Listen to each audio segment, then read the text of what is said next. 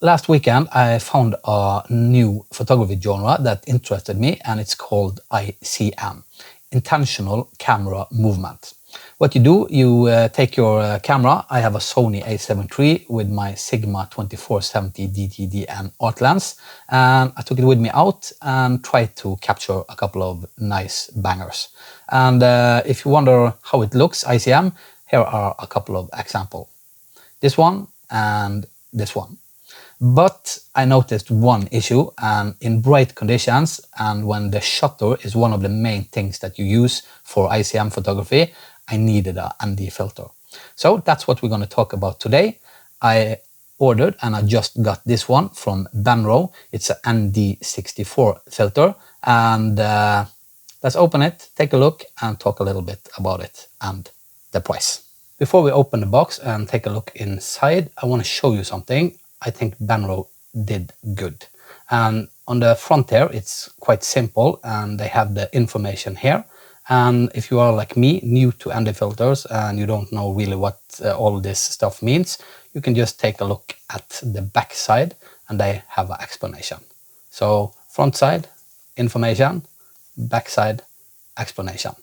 So we get educated and we learn a little bit about what this filter can do for us. So let's open the box and take a look inside. And it seems kind of sturdy. It seems like it's a hard box inside. So easy to open. And yeah, it's a hard box. And this is a good thing when you are transporting your filter, going out, taking photos, even if it's raining. I think this is, yeah, waterproof. So a good sturdy box. First impression of the filter is that it seems solid and well made. The glass looks high quality and the frame is metal, and that ensures durability. It's designed, this one, to reduce light intake by 6 stops, which is a good thing for long exposure shots in bright conditions, like I did last weekend with my ICM photography. So this is how the filter looks like. And I like this one when you are taking it on and off, so you get a little grip on the filter.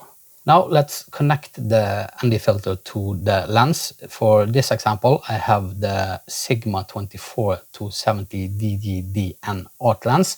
This is an 82mm thread, and there are different sizes you can get it in if you want to buy this one. So let's test it out and see how easily it goes on, or difficult. And it seems like, yeah, already connected, light and easy. No problems.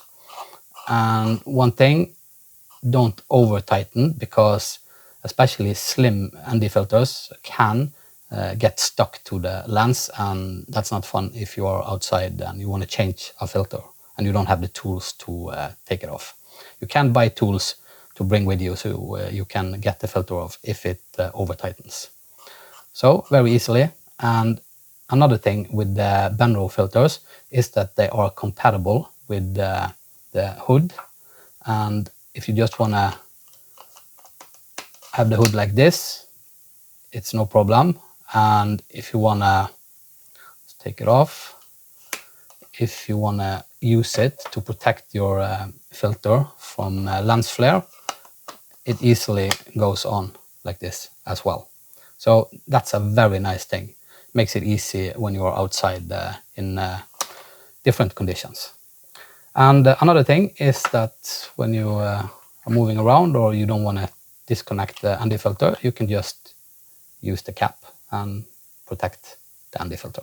What can you use an ND filter for other than the ICM that I've been talking about? Let's say you want to make some silky, smoothery look on water photography. An ND filter is perfect for that. If you want to make some motion blur in the clouds, that's a perfect fit. And even if you want to do a long exposure where there are people in the photo, you can use an ND filter to adjust the shutter lower. You can also do waterfall photography, and it's also a good thing for reducing glare and reflections, especially in water and through glass. When it comes to the price I paid for this ND filter, it's around $80 US, and it's a little price to take the creativity a step further. So if you feel that your photography have stopped up and you want to learn something new, an ND filter might help you on your journey. This is not a paid or sponsored or anything video. It's just me, a newbie to ND filter, that wants to help you, if you are also a newbie, to learn a little bit more about what this can do.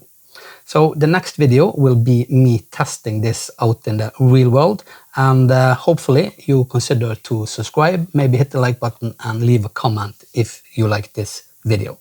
So until next time, my name is Chris, and I hope I see you in the next one.